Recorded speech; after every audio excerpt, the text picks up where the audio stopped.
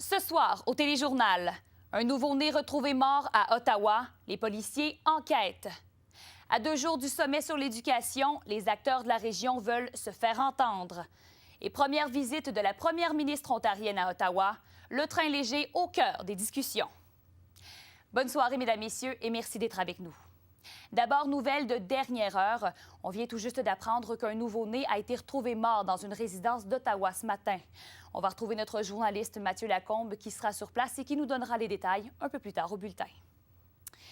Autre nouvelle qui vient tout juste de tomber. Un jury vient de reconnaître coupable de meurtre un homme dont les procédures judiciaires traînaient depuis 15 ans. Robert Sarrazin, un membre de gang de rue, était accusé d'avoir tué un jeune étudiant au centre-ville d'Ottawa en 1998. C'est un cas qui s'est même rendu devant la Cour suprême du Canada. L'homme de 35 ans avait été reconnu coupable déjà en 2000, mais il multipliait les recours judiciaires pour tenter de prouver son innocence. Toujours à Ottawa, l'homme retrouvé mort dans sa résidence mardi soir a bel et bien été abattu par son fils. C'est ce qu'a conclu l'unité spéciale d'enquête de l'Ontario aujourd'hui. Les policiers ont écarté le scénario voulant que les répartiteurs du 911 avaient quelque chose à voir dans la mort de l'homme. Mardi soir, Peter Thomasing, 39 ans, aurait abattu son père James, 70 ans, avant de retourner l'arme contre lui. En Outaouais maintenant, les acteurs de l'éducation profitent de l'arrivée imminente du sommet sur l'éducation du Québec pour dénoncer le sous-financement dans la région. Les dirigeants de plusieurs établissements postsecondaires, dont celui de l'UQO et du Cégep de l'Outaouais, ont une fois de plus décrié le déficit de programmes d'études. Selon eux, la région souffre d'une situation frontalière et d'un sous-financement important. Ils estiment que plus de 2600 étudiants choisissent d'aller étudier de l'autre côté de la rivière chaque jour. Ces acteurs demeurent toutefois confiants que leur appel sera entendu par le gouvernement lors de ce sommet. Circuler à Gatineau s'annonce compliqué pour les automobilistes au cours des prochains mois. La Ville de Gatineau va investir plus de 15 millions de dollars dans la réfection et l'entretien des routes. Les travaux se dérouleront dès ce printemps et se poursuivront cet été. Il y a maintenant 1 an, le Québec vivait le plus important conflit étudiant de son histoire. Au plus fort de la grève, plus de 200 000 étudiants marchaient dans les rues pour protester contre l'augmentation des droits de scolarité. 1 an plus tard, quel est l'héritage du printemps érable? Anne-Michèle Simard, vous vous êtes particulièrement intéressée aux répercussions en Ontario. Oui, en fait, Marie-Christine, les étudiants de l'Ontario paient les frais de scolarité les plus élevés à travers tout le pays. Certains leaders étudiants se sont inspirés du printemps érable, mais il semble quand même difficile d'obtenir une certaine mobilisation chez les étudiants de l'Ontario. Voici mon reportage. Les images ont fait le tour du Québec. Pendant des jours, des étudiants et des policiers se sont affrontés sur les terrains de l'Université du Québec en Outaouais et ailleurs dans la province. Un rare épisode de violence pour une région habituellement tranquille. Des étudiants allaient en prison, passaient des heures en prison.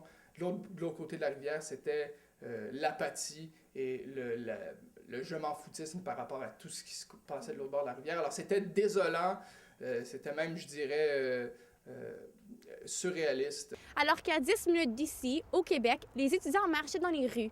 Ici, sur le campus de l'Université d'Ottawa, aucune manifestation importante n'a eu lieu. Pourtant, seulement qu'une rivière nous sépare. En Ontario, c'est très différent. Moi, je dirais les associations étudiantes sont surtout là pour les services. Les associations étudiantes ontariennes ne fonctionnent pas de la même façon que leurs cousines québécoises. Une différence qui peut expliquer la faible mobilisation en Ontario. On a une structure beaucoup plus coopérative. Peut-être moins qu'il y a 10 années, 15 années, mais encore c'est quelque chose qui est là. C'est plus lent, les choses bougent plus lentement avec notre organisation. David Welch croit toutefois que la mobilisation au Québec pourrait éventuellement servir d'exemple en Ontario. On ne peut pas prévoir le changement ou la mobilisation, quand est-ce que ça va arriver. Hein?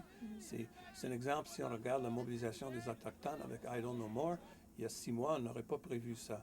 Là, on voit qu'il y a toute une mobilisation. C'est parce qu'il y a une série de facteurs qui font que les gens se révoltent. Pour n'importe qui a vécu le printemps érable de proche, qui viendrait sur le campus de l'Université d'Ottawa ici, réaliserait que on a beaucoup de chemin à faire avant de pouvoir oser penser à une mobilisation comme celle qu'il y a eu au Québec le printemps dernier. Anne-Michèle Simard pour les Jeux de la communication à Ottawa. Kathleen Wynne était de passage dans la capitale pour la première fois à titre de première ministre de la province aujourd'hui. Elle a profité de cette visite pour confirmer le financement du projet de train léger à Ottawa. Et Jean-Philippe Bergeron, c'est une étape importante qui vient d'être franchie aujourd'hui. Absolument, Marie-Christine. La première ministre est venue confirmer la participation financière du gouvernement provincial au fameux projet de train léger de la Ville d'Ottawa. La Ville d'Ottawa qui recevra donc 600 millions de dollars pour ce projet. L'annonce a eu lieu cet avant-midi en compagnie du maire de la Ville d'Ottawa, M. Jim Watson, et du député Royal Galipeau. La cérémonie avait été organisée pour présenter au grand public les derniers accords finaux entre la Ville d'Ottawa et le consortium Rideau Transit Group. Rappelons que le projet totalise des investissements de 2,1 milliards de dollars et que l'ouverture du premier tronçon devrait avoir lieu en 2017.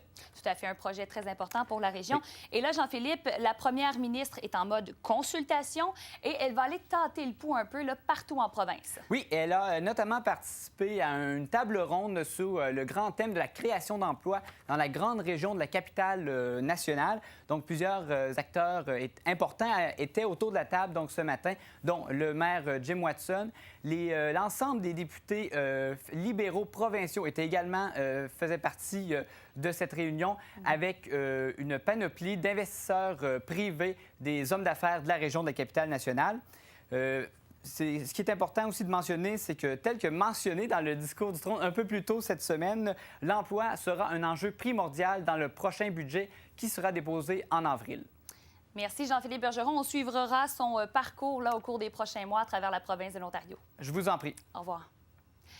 On vous en parlait en début de bulletin. Un homme a fait une macabre découverte ce matin dans une résidence d'Ottawa. Il a retrouvé le corps sans vie du nouveau-né de sa conjointe, âgé seulement de quelques heures. On en parle immédiatement avec Mathieu Lacombe.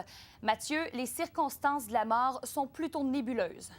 Oui, Marie-Christine, le corps du jeune bambin a été retrouvé dans une résidence du secteur Vanier, donc ce matin, un peu avant midi. En fait, l'appel est entré chez les policiers un peu avant midi. Et ce n'est pas la mère de l'enfant qui a téléphoné aux autorités, c'est plutôt son conjoint qui a fait la découverte. Il revenait de voyage, en fait, lorsqu'il a fait cette découverte. Les policiers se sont donc présentés au domicile et ils ont constaté le décès du jeune bambin qui avait tout juste quelques heures. Et ce qu'on sait pour le moment, c'est que les policiers envisagent toutes les options, mais selon des enquêteurs à qui nous avons parlé, eh bien, il semblerait que cette mort ne soit pas accidentelle. La mère de 25 ans aurait donné naissance à son enfant quelques heures auparavant, donc quelques heures avant la découverte. Donc, ça se serait produit tôt ce matin. Et l'accouchement, finalement, la mère est présentement interrogée par les policiers et on ne peut pas l'identifier, évidemment, parce qu'elle ne fait pas face à des accusations présentement. Oui, et là, les événements, bon, évidemment, surprennent des membres de son voisinage à Ottawa. Oui, tout à fait. Il y a des gens qui en ont parlé, notamment un voisin qui nous a indiqué que c'était une voisine plutôt calme, qui ne sortait pas beaucoup. Il n'a jamais eu de problème avec elle. C'est ce qu'il nous a mentionné. D'ailleurs, la dame qui est originaire de Castleman n'est pas connue des autorités. En fait, elle n'a jamais eu de problème avec les autorités. Elle n'a pas de casier judiciaire. Il semblerait également qu'elle ait déjà eu un enfant il y a 6 ans qu'elle l'ait donné en adoption. Donc, plusieurs pistes sont examinées en ce moment par les autorités. Le corps est présentement en autopsie. Également, des membres de la famille, notamment ses parents et son copain, pourraient être interrogés par les policiers au courant des prochaines heures. Une histoire à suivre. Mathieu Lacombe, merci beaucoup. Je vous en prie, au revoir. En terminant, coup d'œil à la météo, eh bien, vous le voyez à l'extérieur, c'est de la neige intermittente pour ce soir et cette nuit. Accumulation de 5 cm pour demain avec un maximum de 0. Pour dimanche, nuageux, possibilité d'averse de neige avec un max de +1. Et on jette un coup d'œil également au sport. Dure fin de soirée pour les Olympiques de Gatineau. Ils se sont inclinés par la marque de 5-2 face aux Foreurs à Val-d'Or. Alors voilà, c'est ce qui complète vos informations en ce vendredi 22 février. Au nom de toute l'équipe, merci d'avoir été avec nous. On se retrouve demain. Bonne soirée.